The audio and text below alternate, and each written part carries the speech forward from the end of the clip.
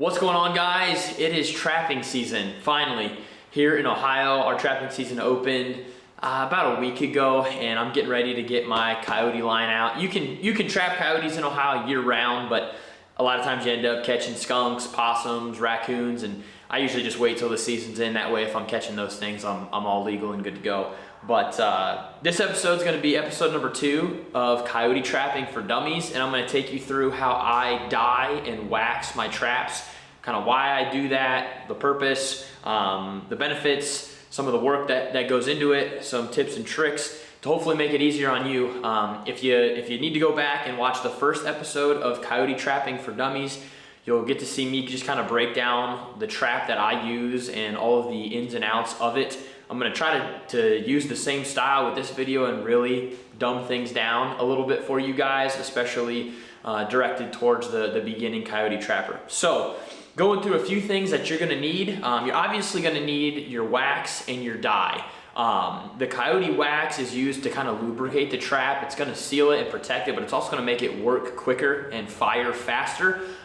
You can buy this wax at any trapping store online. If you have any outdoor stores around you, I know like Cabela's around us carries it, Fin Feather Fur Outfitters carries it. So you can stop pretty much anywhere and get it. I usually just order a bunch of it online. You'll need your trap dye. It's called logwood trap dye. Once again, you can find this at any trapping store, online or in person, and then Cabela's, Fin Feather Fur, some of those places will carry it also. This is gonna give your trap like a really dark color. Not necessarily needed. A lot of these traps anymore come pretty much ready out of the box.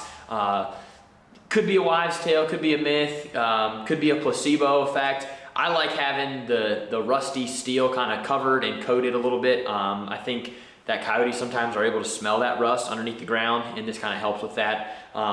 Could be completely false, but I'm a firm believer if you believe in something and it's creating results for you to continue doing it. So, plus it also makes them look pretty cool. They turn jet black, and I don't know, I think there's something to that, kind of the look good, feel good, play good mindset. So, and then other than that, you'll need one or two turkey fryers with small propane tanks. I like to run 2, just one with the boiling water and your dye, and then one with the wax. That way it just kind of saves you on time. I've done it for a long time with just one turkey fryer, and once I finish dyeing the traps, I'll go ahead and put the wax on, but then you gotta wait for the wax to melt. And it's a little bit easier to take the hot trap out of the dye and put it right into the wax. That wax kind of adheres to it a little bit quicker when it's hot, because that trap is going to get cold if you leave it sit, and then when you dip it into that wax, it's going to take a while for that wax to heat up and melt onto the trap. So that's pretty much all you'll need. I'll kind of walk you through some other like I said, tips and tricks as we're going here, and if there's anything that I forgot, I'll try to mention it throughout the video, but we'll go ahead and get started here. All right, I'm gonna go ahead and get the logwood dye in the water here and get that boiling. I'm just gonna stir it in real good and then let it start simmering, and then we'll get the wax running here too.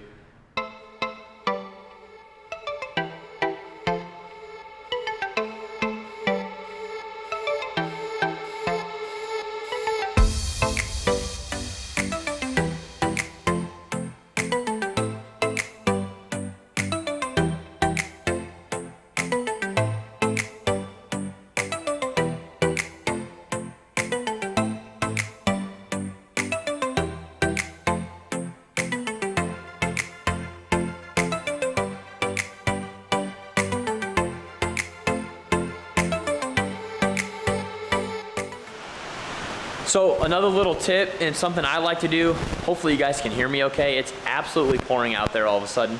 But with my wax, I have a skillet on top of my turkey fryer with water in it, and then I set my wax in a pan or in a pot, either or, on top of the skillet, and you're actually gonna have the water heat up the pot with the wax in it, as opposed to just heating up the wax in the pot. I know that sounds really confusing. I learned that tip from an old timer. Wax can sometimes take on a smell if it's just heated up alone. So when you're heating up that water to heat up the wax, it doesn't take on as much of a smell. Again, maybe a wives' tale, maybe a placebo, but that's the way I've always done it, and it seemed to work really well. So I'll kind of show you what I'm talking about here. So obviously have the turkey fryer, okay, cooking down there, and then I have this skillet, the red skillet here with water in it. That's heating up the water, and then my pot of wax right here. So the water's gonna start boiling and heating up the wax, and eventually it's gonna melt the wax. And after I have the traps boiling in the dye, I'm gonna transfer it to the wax, and then we'll be hanging it up to dry. All right, so we got some of the first traps about to go in. The dye, I like to let them sit for about an hour. I know I've been saying boil, but kind of just below the boiling point, more of a simmer. So we'll go ahead and put those in there. I'm gonna try to fit as many as I can. And I like to leave some of the excess chain just hanging over. That way I can grab them. Some people will put a wire through there and kind of hook them and pull them out. Whatever you prefer to do is fine. So those will be in there for about an hour, and then we'll transfer them over here to the wax.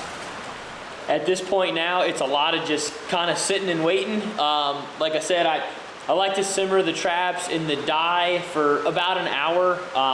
You can only fit so many in a pot this size, so that's something else you could look into. I know some guys will use really big pots so they can fit a lot of traps in it at the same time. I guess it depends on how much time you have and how much time you want to spend doing it. So I got half dozen in here right now. After about 45 minutes or so, I'll transfer those one by one to the wax, and then we'll get a new load of some traps down into the dye. So I'll be out here for a few hours doing this, but it's kind of a one-time thing per season. So I won't have to touch these for the rest of the season. They'll be good to go here for a few months while I'm trapping. So that wax is pretty well melted, so it'll be about perfect timing for these to transfer over there. I'll revisit you guys at that time and kind of walk you through what it looks like when we're waxing the traps, and then we'll hang them to dry and keep that process moving.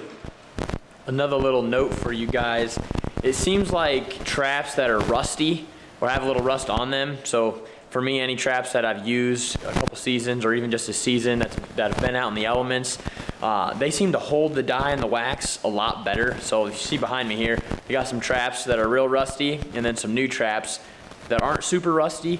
I did take these and I laid them outside in the rain for a couple of days and let them get a little bit of rust on them, but these right here are gonna hold that dye really, really well.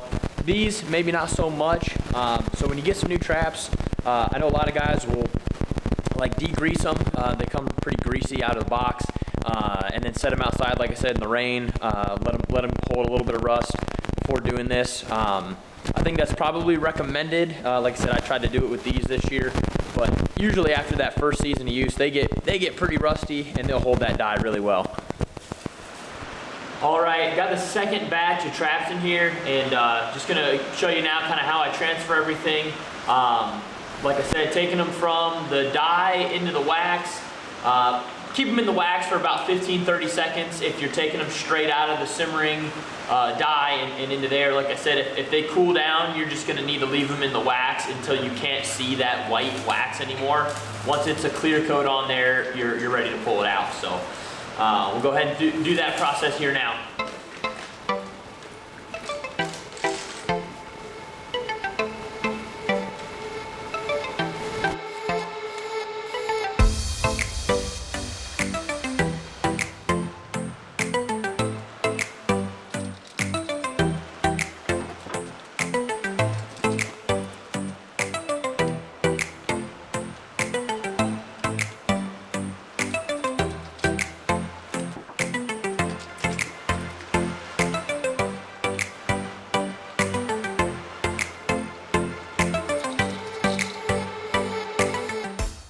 All right, gonna try to give you a better look here. So I always just grab the chain here.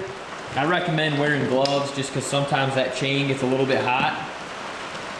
Kind of shake off the trap a little bit, transfer it straight over here to the wax. This pot I have is about perfect size. You may want to go bigger though. And I'll dip it in there for, like I said, 15-30 seconds. Just use your best gas. I'll kind of swish it around a little bit too.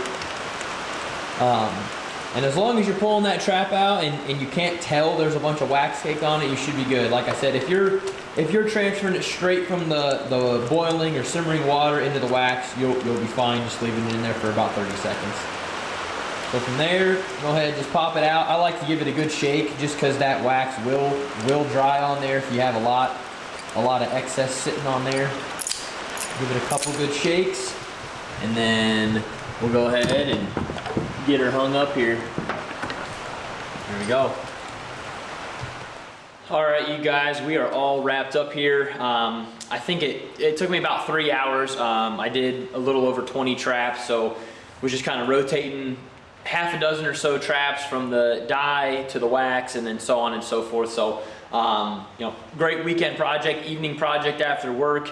And, you know, like I said earlier, one time for a season, and then you're pretty much done. So the dyeing, just to reiterate again, it's a great way to kind of seal that trap. It even adds a little bit of like an earthy scent to the trap. Plus, it looks cool in my opinion, which again, look good, feel good, play good. I think that there's a lot that goes into that as far as the confidence standpoint goes. The waxing, the same thing. It's kind of sealing that dye in place, and then it's going to help lubricate that trap and allow it to fire a lot quicker. For reference on that, I had ordered some new traps here within the last week, and I test them for their pan tension, see how much tension's on the pan. And I know that might be a little bit foreign to some of you new trappers, but we'll maybe cover that in a later video. I say all of that to say the pan tension was like 6-7 pounds. Typically for coyotes, I like to run about 3 to 4 pounds. When I didn't do anything to them, when I waxed them, that came down to about 4 pounds. So just adding that wax makes them fire a lot quicker and function a lot better, which is going to be important for, you know, obviously when you get some colder weather, some freezing conditions, you want that trap to be able to fire up through the dirt. So you can see them obviously here behind me. They look great. I can't wait to get them in the ground. But that is how I do the dyeing and waxing process. I tried to make it as simple as I could, but as always, if you guys have any questions, please drop a comment. I'd be more than happy to discuss it with you guys, and good luck out there on the trap line this season. We'll be posting a lot of videos throughout as far as catches go. Our next episode, Coyote Trapping for Dummies, will probably talk about how I bed traps solid. So if you guys stick around throughout the winter, we'll have a mix of different trapping videos hitting the channel. So thank you guys again.